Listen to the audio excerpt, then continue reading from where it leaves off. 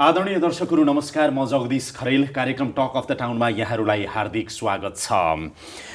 Corona virus अर्थात् COVID-19 का कारण विश्व त्रसित बनेको छ। चीनको वुहानबाट फैलिएको कोरोना भाइरसका कारण हालसम्म 3000 भन्दा बढीको मृत्यु भइसकेको छ भनेदेखि करिब 1 लाख मानिसहरू संक्रमित भएका छन्। 65 वटा भन्दा बढी मुलुकमा यो भाइरसको संक्रमण फैलिएको छ र कोरोना भाइरसबाट बच्नको लागि विभिन्न प्रयत्नहरू पनि भइरहेका छन्। नेपालमा पनि यसको जोखिम अत्यन्तै बढी छ र यसबाट सतर्क रहन सबैले आग्रह गरिरहेका छन्। विशेष गरेर कोरोना भाइरसको जोखिमबाट कसरी बच्न सकिन्छ, संक्रमणबाट बच्न के गर्नुपर्छ, राज्यले के कस्ता उपायहरू अवलम्बन गरिरहेको छ, व्यवस्था गरिरहेको छ, हाम्रो पूर्व तयारी कस्तो छ र यस्ता खालका महामारीहरू आइराख्दाखेरि हामीले यसबाट भविष्यको लागि सिक्ने पाठ के हो, आज हामी यो विषयमा कुराकानी गर्नेछौँ। दुईजना महत्त्वपूर्ण व्यक्तिहरू मेरो साथमा हुनुहुन्छ।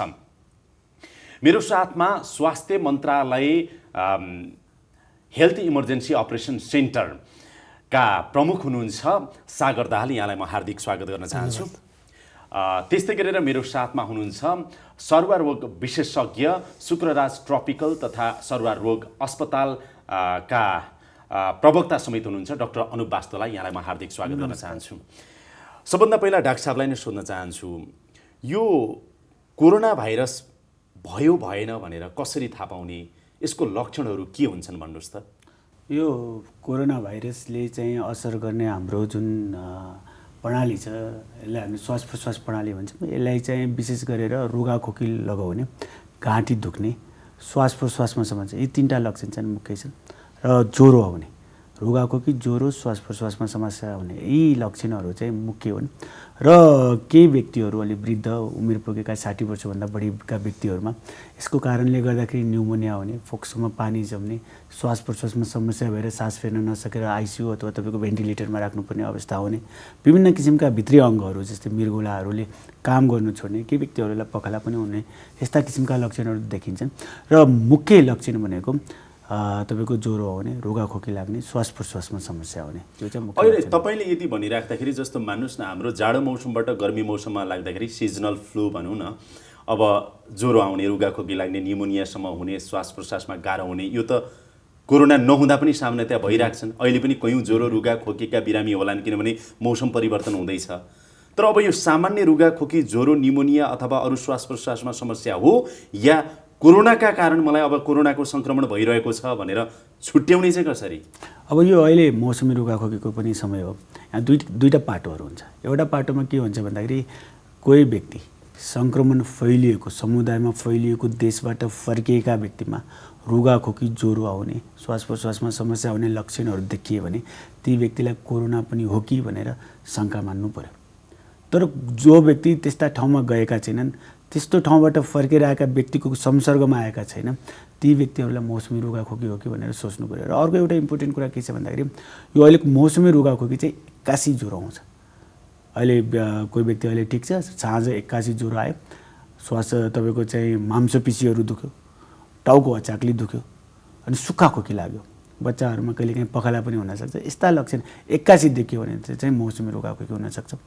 र कोरोना भाइरसको जुन लक्षणहरू छ त्यस चाहिँ सामान्य रूपमा आउँछ, बिस्तारै जान्छ। तपाईँको 5-7 दिनमा त्यसको कारणले गर्दा श्वास प्रश्वासमा समस्या हुन्छ, न्युमोनिया देखिन्छ, अक्सिजन चाहिने हुन्छ। अर्को 1-2 दिनमा चाहिँ उसलाई साह्रै नै गाह्रो भएर आइसियुमा भर्ना गर्नुपर्ने अवस्था अथवा मेकानिकल भेन्टिलेटरमा राख्नुपर्ने अवस्था आउन सक्छ। अब संयोगले भनौँ अहिलेसम्म कोरोनाको संक्रमण नेपालमा भेटिएको छैन, होइन डाक्टर साहब? अहिलेसम्म आजको मिति तपाईँ र हामी कुरा गरिन्जालसम्म यो अब हाम्रो लागि सुखद अवस्था हो। नभए हाम्रो क्षमता त कमजोर रहेछ नि सागर सर। तपाईँले चीनमा अब आशंका गरिएका ती विद्यार्थीहरू जो नेपाल फर्किन चाहन्थे, 175 जनालाई राख्ने एउटा ठाउँको लागि त मिलाउन हामीलाई यत्रो समय लाग्यो, हेर्नुहोस् त। भनेपछि हाम्रो पूर्व तयारी यस्ता खालका महामारी आउँदाखेरिको अवस्थामा हामी कहाँनिर रहेछौँ भन्नुहोस् त। निसन्देह तपाईँले भन्नुभएको कुरा, हामीले पूर्व तयारी हामी विगतमा हामी धेरै जसो हामी रेस्पोन्स केन्द्रित भएर हाम्रा योजनाहरू हामी त्यसरी गर्ने गर्थ्यौँ।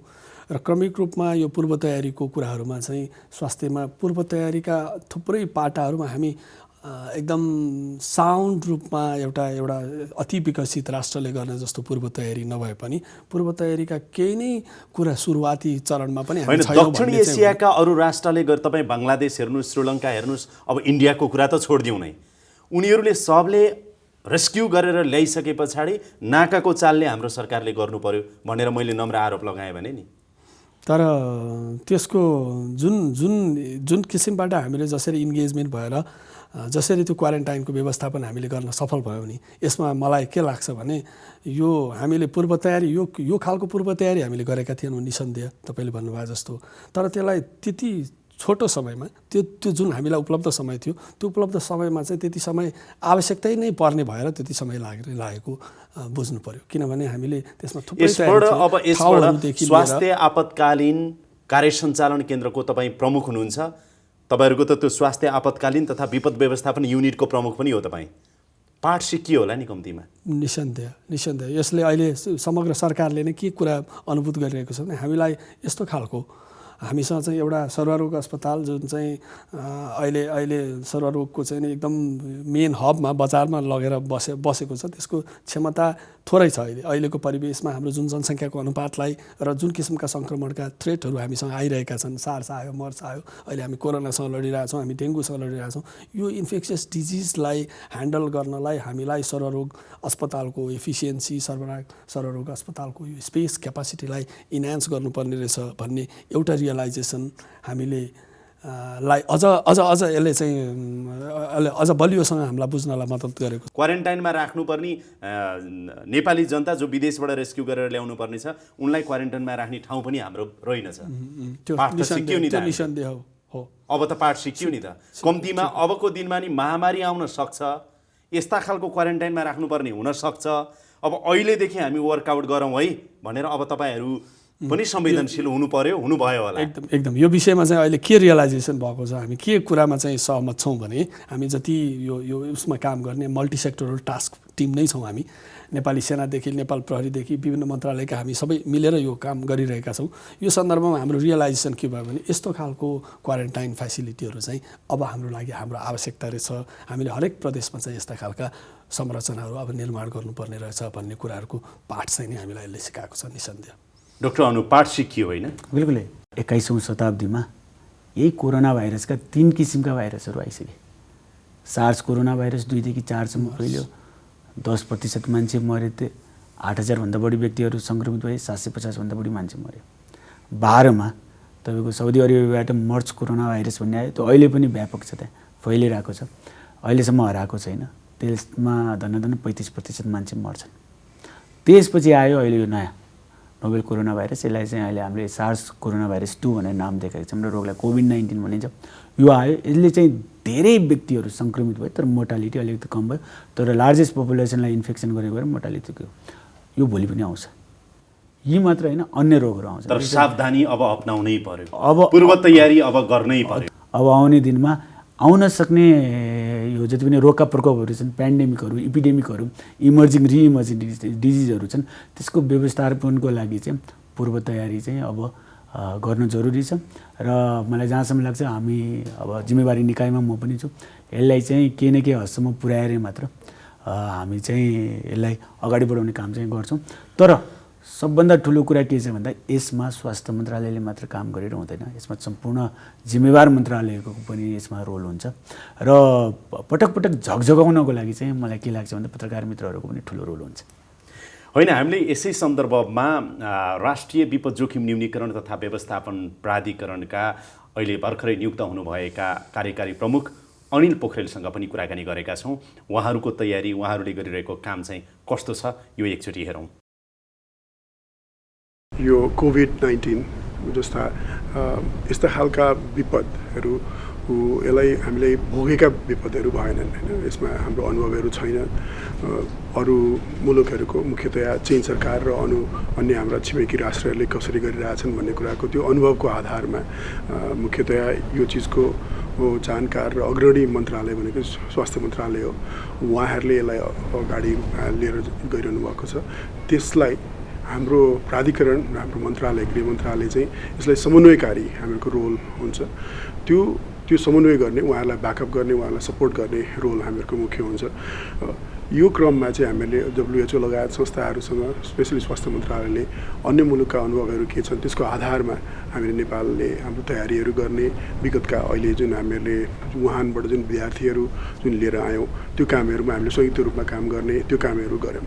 हामी कहाँ जसरी नियन्त्रणका प्रयासहरू भइराखेका छन्, यसलाई प्रभावकारी बनाउने सन्दर्भमा चाहिँ प्राधिकरण कसरी अरू निकायहरूसँग समन्वय गरिराख्नु भएको छ यहाँहरूले, त्यो प्रयासले कति तीव्रता पाएको स्थिति छ अहिले? हामीले सिचुएसन रिपोर्टहरू, सिट्रेप्सहरू भन्छौँ, त्यो लगायत उहाँहरूको फेसबुक, उहाँको अन्य मिडिया लगायत नेपाल सरकार लगायत अन्य सञ्चारको ठुलो रोल हुन्छ। यसबाट सामग्रीहरू विभिन्न माध्यमहरूको मार्फतबाट नेपालमा सबै ठाउँमा पुग्न सक्ने हिसाबबाट हामीले त्यसरी बनाइरहेछौँ, त्यसलाई प्रेषण गरिरहेका छौँ। त्यो सँगसँगै प्राधिकरणले हामीहरूको NESQ मार्फत 77वटा जिल्लामा होइन हामीहरूको DEOCs, डिस्ट्रिक्ट इमर्जेन्सी अपरेसन सेन्टर्सहरूमा पनि हाम्रो त्यो सिचुएसन रिपोर्ट्सहरू र दैनिकको ट्र्याकिङ गरेको जुन चिजहरू त्यसलाई स्वास्थ्य मन्त्रालयबाट पाएको सामग्रीहरूलाई चाहिँ हामीले हरेक जिल्लाहरूमा हामीले त्यसलाई खबर गर्ने, त्यसलाई त्यहाँ पुर्याउने कामहरू पनि गरिरहेछौँ। यस्ता खालको प्रकोपको नियन्त्रणको सन्दर्भमा, यस्ता खालको सङ्क्रमण नियन्त्रणको सन्दर्भमा नेपाल जस्तो राष्ट्रले कसरी के शिक्षा लिन सक्छ, यसबाट हामी के कुरा ग्रहण गर्न सक्छौँ जसका आधारमा चाहिँ यस्ता खालका जोखिमहरूको सामना गर्ने कुरामा चाहिँ आगामी दिनमा हाम्रो भूमिका चाहिँ प्रभावकारी बन्न सक्छ? हामीहरूले हाम्रो परिवेशमा हामीसँग भएको स्रोत साधनको आधारमा हामीले यसको लागि पूर्व तयारी गर्न जरुरी हुँदो रहेछ। एकदम स्पिडमा द्रुत गतिमा गर्न जरुरी हुँदो रहेछ। यसको लागि एक्लैले सम्भव हुँदैन रहेछ। विभिन्न मन्त्रालयहरूको रोल एकदमै इम्पोर्टेन्ट हुँदो रहेछ। यो सँगसँगै यस्तो चिजहरूलाई चाहिँ अन्तर्राष्ट्रिय यसको लागि स्पेसलाइज एजेन्सिजहरूसँग पनि उहाँहरूसँग पनि सँगै मिलेर काम गर्नुपर्ने रहेछ भन्ने कुरा हामीले त्यो चिज सिक्यौँ। र अब यस्तै खालका अननोन डिजास्टर्सहरू र विगतमा नभोगिएका खालका प्रकोपहरू विपदहरू आउन सक्छन् भनेपछि त्यस्तो अवस्थामा पनि हामीहरूले तयारी हुन सक्नुपर्ने हुने रहेछ। त्यसको लागि चाहिने सामग्रीहरू, त्यसको लागि चाहिने विभिन्न चिजबिजहरू हामीले जोहो गर्न थाल्नुपर्ने रहेछ भन्ने कुराको हाम्रो अनुभव यसले सिकाएको छ। Talk of the town. अहिले जस्तो पछिल्लो समयमा राष्ट्रिय विपद जोखिम न्यूनीकरण तथा व्यवस्थापन प्राधिकरण भनेर बन्यो नि, NDMA भनेर त्यो संरचना बन्यो। अनिल पोखरेल त्यहाँ आउनु भएको छ कार्यकारी प्रमुख भएर। विपदको समय अथवा जोखिम न्यूनीकरणको लागि पनि व्यवस्थापनको लागि नि त्यो प्राधिकरण बन्यो। त्यो बनिसकेपछि अबका दिनमा चाहिँ यस्ता खालका विपदहरू अथवा आपतहरू आएको अवस्थामा अब थप सजिलो हुन्छ कोअर्डिनेसन कोल्याबोरेसनको लागि भन्ने कुराहरू तपाईँहरू कतिको विश्वस्त हुनुहुन्छ? एकदम विश्वस्त छौँ। जस्तो त्यो प्राधिकरणको स्थापना भएर अनिल सर डेपुट भइसके पछाडि पनि यही कोरोनाकै सन्दर्भमा पनि हेल्थ इमर्जेन्सी अपरेसन सेन्टर र नेसनल इमर्जेन्सी अपरेसन सेन्टर चाहिँ निरन्तर संवादमा छ।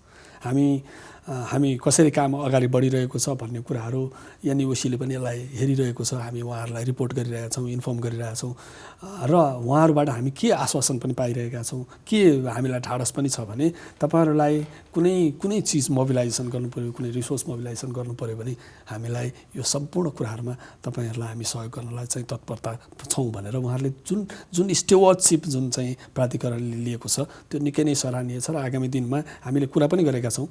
यो हेल्थ इमर्जेन्सी अपरेसन सेन्टरको जुन नेटवर्क छ र प्रोभिन्सियल इमर्जेन्सी अपरेसन सेन्टर र गृह मन्त्रालयको जुन नेटवर्क छ, यो दुईवटाको बिचमा अझ हामी माथिल्लो फेडरल लेभलमा मात्र होइन, यो प्रोभिन्सियल लेभलमा, लोकल लेभलमा पनि यो बिचमा कोलाबोरेसन हुन जरुरी छ भन्ने कुराहरूको बारेमा हामीले पटक छलफल पनि गरेका छौँ र निसन्देह आगामी दिनहरूमा हामी यो विषयलाई अझ बढी कन्सोलिडेटेड रूपमा अगाडि बढाउँछौँ। डाक्टर अनुप, तपाईँले अघि पनि कोअर्डिनेसन कोल्याबोरेसनको कुरा गर्नुभयो। समन्वय सहकार्य अझै मजबुत बनाउन जरुरी छ, पुगेको छैन भन्ने कुरातर्फ तपाईँले इङ्गित गर्नुभयो। तपाईँ शुक्रराज ट्रपिकल तथा सर्वरोग अस्पतालको प्रवक्ता पनि भएको कारणले गर्दाखेरि अब प्राधिकरण पनि आएको छ, विपद जोखिम न्यूनीकरण तथा व्यवस्थापन प्राधिकरण आएको छ। प्राधिकरणले यसरी नेतृत्वदायी भूमिका निर्वाह गरोस् है, यस्ता खालका चाहिँ नि सङ्क्रमण, यस्ता खालका महामारी भोलिका दिनमा आउन सक्ने समस्याको सन्दर्भमा यो रोल चाहिँ प्राधिकरणको महत्त्वपूर्ण हुन्छ र हामी यसरी सहकार्य गरौँ भन्ने के छ? अब बिल्कुल के छ भन्दाखेरि चाहिँ सबैभन्दा ठुलो कुरा अघि सागरजीले भन्नुभयो, संरचना, स्वास्थ्यको जुन संरचना, जुन अस्पताल छ। मलाई चाहिँ जो व्यक्तिले यो अस्पताल बनायो, अहिले 76 वर्ष के अरे 86 वर्षको अस्पताल पुग्यो, बुढो भइसक्यो, ट्रपिकल तथा सर्वरोग अस्पताल भनेर नामाङ्करण गर्ने त्यो विद्वान मान्छेलाई त म यहाँबाट सलाम गर्छु होइन। यो प्रकोपको बेलामा चाहिने सर्वरोग अस्पताल चाहिन्छ भनेर व्यवस्थापन गर्नुभएको छ। तर त्यो व्यवस्थापन जसरी नेपालको पपुलेसनबाट यो GPD जति पनि कुराहरू बढेका छन् त्यो अवस्था अनुसार यो अस्पतालको वृद्धि विकास भएको छैन।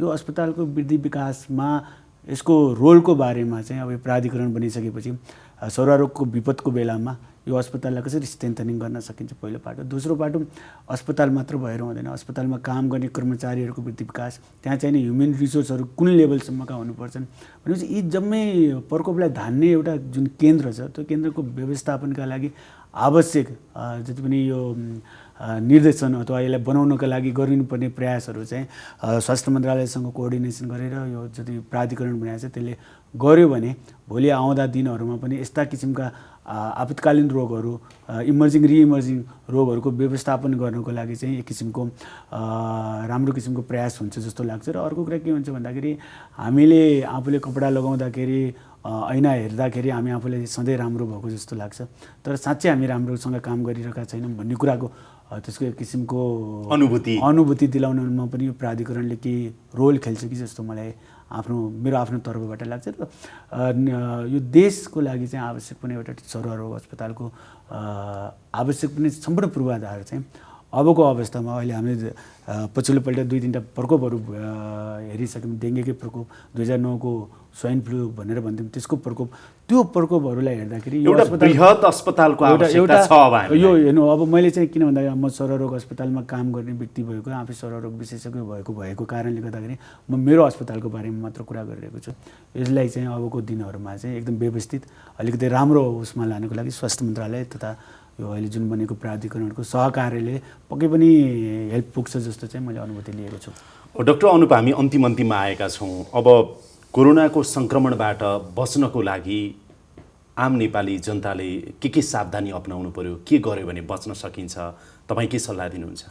पहिलो कुरा भनेको जोखिममा भएका व्यक्तिहरू, जोखिममा भनेको कुनै पनि प्रकोप कम्युनिटीमा फैलिरहेको देशबाट आउने व्यक्तिहरूलाई 14 दिनभित्र यदि रुगाखोकी लाग्ने, श्वास प्रश्वासमा समस्या देखिने, घाँटी दुख्ने, ज्वरो आउने जस्ता लक्षण भयो भने अथवा त्यस्ता व्यक्तिहरू फर्केर आएका व्यक्तिहरूको संसर्गमा आउने व्यक्तिलाई रुगाखोकी, ज्वरो आउने, श्वास प्रश्वासमा समस्या आउने जस्ता लक्षण देखियो भने अथवा शङ्कास्पद बिरामीलाई उपचार गर्ने स्वास्थ्यकर्मीहरूमा त्यस्ता किसिमका लक्षण 14 दिनभित्र देखियो भने यो इतिहास चिकित्सकलाई भनेर कोरोनाको परीक्षण गराउन जरुरी छ, पहिलो कुरा। दोस्रो कुरा चाहिँ यो अहिलेको बेलामा मौसमी रुगाखोकी पनि छ, कति ठाउँमा चाहिँ कम्युनिटीमा कोरोना आयो कि भन्ने शङ्का पनि छ। त्यो छैन, किन भन्दाखेरि अघि मैले तपाईँलाई हाम्रो अफ द ट्र्याकमा पनि उसमा कुरा गरिरहेको थियौँ, प्रकोपका धेरै बिरामीहरू देखेका छैनन्, आइसियुमा बिरामी देखेका छैनन् भनेर भनेको थियौँ। तर यो रोग फैलिने एउटा मुख्य कारण भनेको हाक्छिउँ गर्दा खोक्दाखेरि निस्केको जुन र्यालका छिटाहरू सतहमा बसेका हुन्छन् त्यो सतहलाई छुँदा र त्यसले आँखा मिच्दा, नाक मिच्दा, मुख मिच्दाखेरि सर्ने हो। र अहिले विश्वव्यापी हावाबाट होइन, क्लोज कन्ट्याक्ट, जस्तै म 1 मिटर नजिक छु तपाईँलाई, मैले हाक्छिउँ गर्दै जुन छिटा ममा आयो भने छिटा तपाईँले इनहेल गर्नु पर्यो, तपाईँको म्युकोसा लिनु पर्यो। र विश्वव्यापी रूपमा धेरै व्यक्ति सङ्क्रमित यसरी भएको छैन। सङ्क्रमित कसरी भएको छैन भन्दाखेरि त्यो छिटा निस्क्यो, सतहमा बस्यो, कसैले खोक्यो, सिटमा बस्यो, त्यसलाई छोयो, त्यसले आँखा मिच्यो, नाक मिच्यो, मुख मिच्यो भने त्यो कारणले गर्दाखेरि सङ्क्रमित। त्यही भएर सम्पूर्ण समुदायका व्यक्तिहरूले अहिलेको यो कोरोनाको जुन त्रास छ सँगसँगै मौसमी रुगाखोकीबाट बच्नको लागि पटक साबुन पानीले मिचेर हात धुनु पर्यो, एउटा थियो। मास्क लगाउनु पर्यो। म भन्दैछु। दोस्रो कुरा के छ भन्दाखेरि चाहिँ साबुन पानी नपाउने ठाउँमा जुन ह्यान्ड सेनिटाइजर भन्छौँ हामीले, बजारमा पाइन्छ 70% अल्कोहल भएको, त्यसले मिचेर हात सफा गर्नु पर्यो र यो पटक गर्नु पर्यो। अहिले स्टुडियोमा हुनुहुन्छ, यहाँ सतह छुनु भने निस्किने बेलामा गर्नु पर्यो। तपाईँ गाडी चलाउनुहुन्छ, कुनै मार्केटमा गएर सपिङ गर्नुहुन्छ, त्यहाँनिर गर्नु पर्यो भनेको पटक यो गर्ने बानी पर्यो। दोस्रो कुरा चाहिँ अनावश्यक रूपमा चाहिँ यो हातले आँखा मिच्ने, नाक मिच्ने काम गर्नु भएन, दोस्रो कुरा। तेस्रो कुरा के छ भन्दाखेरि सकेसम्म अहिलेको अवस्थामा जुन हामीले त्रास, एउटा मनको त्रास चाहिँ छ कोरोनाको र मौसमी रुगाखोकीको बेला, सकेसम्म अनावश्यक रूपमा भिडभाडमा नजाने। भिडभाडमा रुगाखोकी लागेका व्यक्तिहरूसँग संसर्ग हुन्छ, आउँछन् भने विशेष गरेर स्वास्थ्यकर्मीहरूले बिरामी जाँच्न बस्ने उनीहरूले मास्कको प्रयोग गर्ने, साधारण सर्जिकल मास्क भए पुग्छ। र मास्क लगाउने व्यक्ति को भन्दाखेरि जो व्यक्ति हाक्छिउँ गर्छन्, रुगाखोकी लागेको व्यक्ति, उसले मास्क लगाइदियो, ऊ अलिकति परिवारको सदस्यभन्दा टाढा बस्दियो, ऊ समुदायमा घुलमिल नभएर अलिक टाढा बस्दियो र तुरन्त चिकित्सकको सल्लाह लियो भने उसको रोग अरूलाई सर्दैन।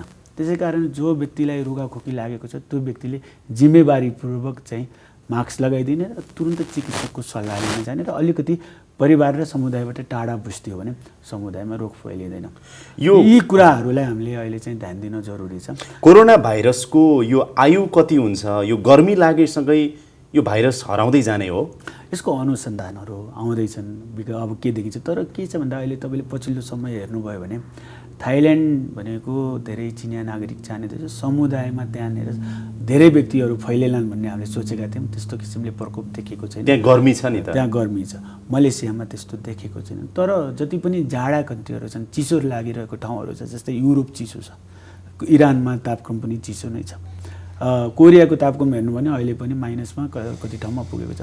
त्यो ठाउँमा चाहिँ प्रकोप देखेको छ। र चाइनामा सुरुवाती दिनहरूमा त्यति बेला चिसो थियो, त्यति बेला प्रकोप एकदमै धेरै देखेको थियो। त्यो हिसाबले पनि हामीले अहिले के अनुभव गर्न सक्छौँ भने यो टेम्परेचर सेन्सिटिभ छ र तापक्रमको वृद्धिसँग यो आउँदैन, हराएर जान्छ भनेर हामीले अहिले अनुमान एउटा हाइपोथेसिस यो कोभिड-19 को आयु कति लामो हुन्छ भन्नुहोस् त? 24 घण्टा 48 घण्टा? आयु कस्तो हुन्छ भन्दा यो हाक्छौँ गर्दा खोकेको रियालबाट निस्किसकेपछि सतहमा बस्दाखेरि यो कोरोना भाइरस हो। यसको पछिल्ला दिनमा देखेकोमा यो केही हप्तासम्म, 1 हप्तासम्म पनि सतहमा यदि उस टेम्परेचर मिल्दो अस्तित्वमा रहन सक्छ। त्यही भएर अघिदेखि मैले एम्फाइसिस के गरिरहेको छु भन्दाखेरि साबुन पानीले हात धुने 20 मिनटसम्म 20 सेकेन्डसम्म मिची भनेको कारण त्यो। हामीले विभिन्न सतहहरू छुन्छौँ हैन। अब यहाँनिर कोही साबुन पानीले हात धुँदाखेरि धेरै हदसम्म बच्न सकिन्छ। धेरै हदसम्म बच्न सकिन्छ। यो मौसमी रुगाखोकीबाट पनि अहिलेको बेलामा हाम्रोमा फैलिरहेको रोग भनेको मौसमी रोग, त्योबाट पनि यो बच्न सकिन्छ। त्यही भएर साबुन पानीले हात धुने कामलाई चाहिँ यो पटक एक किसिमको अभियानकै रूपमा लगियो भने पनि यो प्रकोपबाट चाहिँ हामी जोगिन सक्छौँ जस्तो मलाई विश्वास लाग्छ। सागर सर, डाक्टर साहबले धेरै कुराहरू राख्नुभयो। मलाई डाक्टर साहबले राखेकै मास्ककै विषयमा तपाईँले प्रश्न सोध्दै हुनुहुन्थ्यो, मास्क लगायो भने चाहिँ यो रोगबाट रोकिन्छ, यो रोगबाट जोगिन्छ भन्ने जुन किसिमको हामी अहिले आम रूपमा हाम्रो बुझाइ हामीले महसुस गरिरहेका छौँ।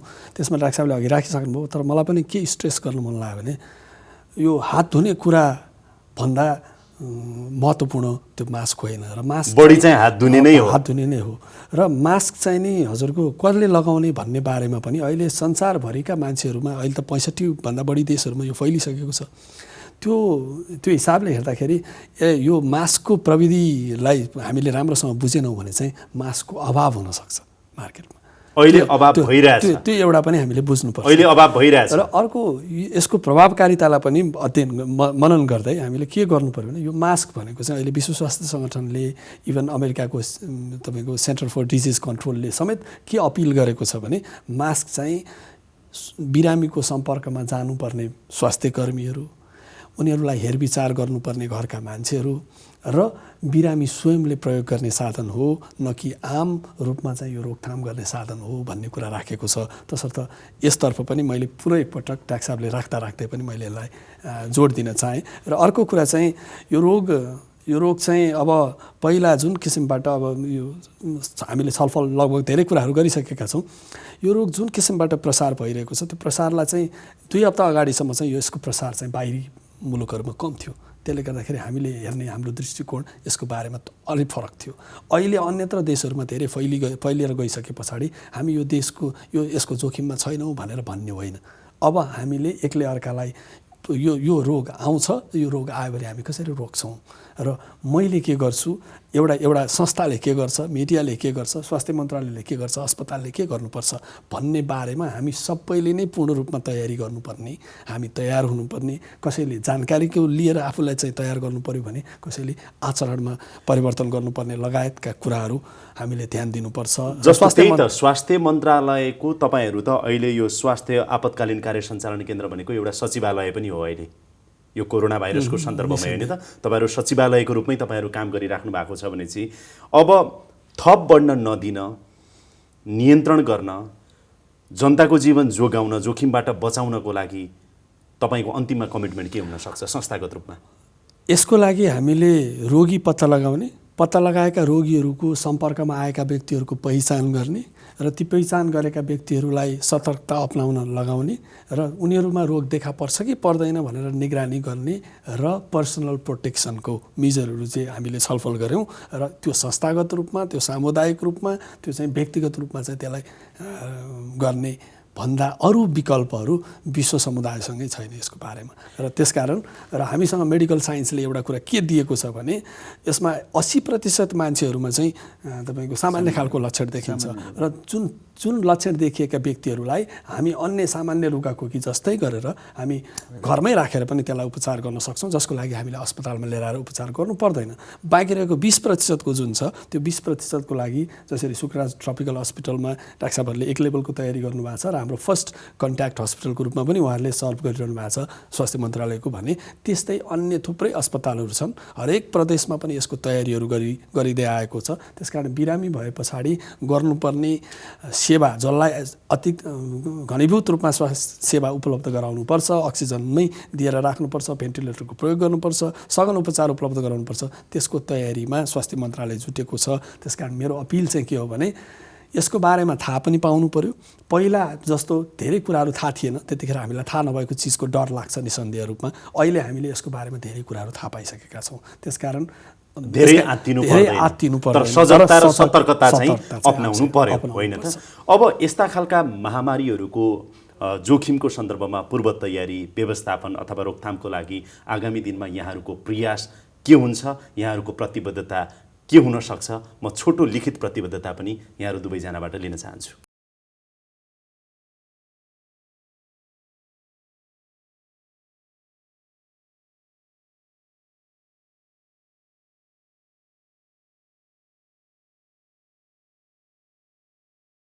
यो पढेर सुनाउनु त सर। कोभिड-19 को प्रकोपको रोकथामका लागि रोगीहरूको शीघ्र पहिचान, अस्पतालहरूमा उपचार व्यवस्थापन एवं आवश्यक समन्वयलाई थप सुदृढीकरण गर्दै यसबाट समुदायलाई सुरक्षित राख्न हेल्थ इमर्जेन्सी अपरेसन सेन्टर तथा शुक्रराज ट्रपिकल तथा सर्वरोग अस्पतालले आफ्ना प्रयत्नहरूलाई अझ घनीभूत बनाउँदै लैजान प्रतिबद्ध छौँ र यसको सिकाइलाई मध्यनजर गरी बृहत सर्वरोग अस्पतालको विकास तथा सर्वरोगहरू व्यवस्थापन, नियन्त्रण तथा नियन्त्रणका लागि निरन्तर क्रियाशील रहने प्रतिबद्धता व्यक्त गर्दछौँ।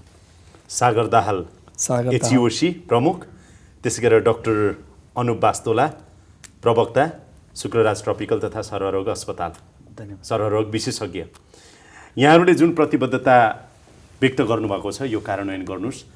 यहाँहरूलाई शुभकामना पनि दिन्छौँ र हामी नियमित फलोअप पनि गर्छौँ। यो समय, संवाद अनि अन्तर्क्रियाको लागि यहाँहरू दुवैजनालाई धेरै धेरै धन्यवाद छ।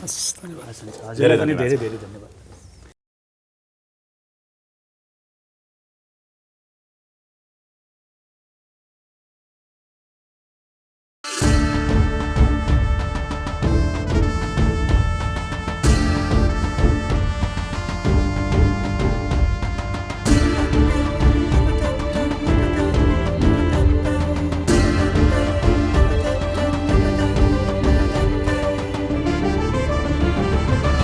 Talk of the Town.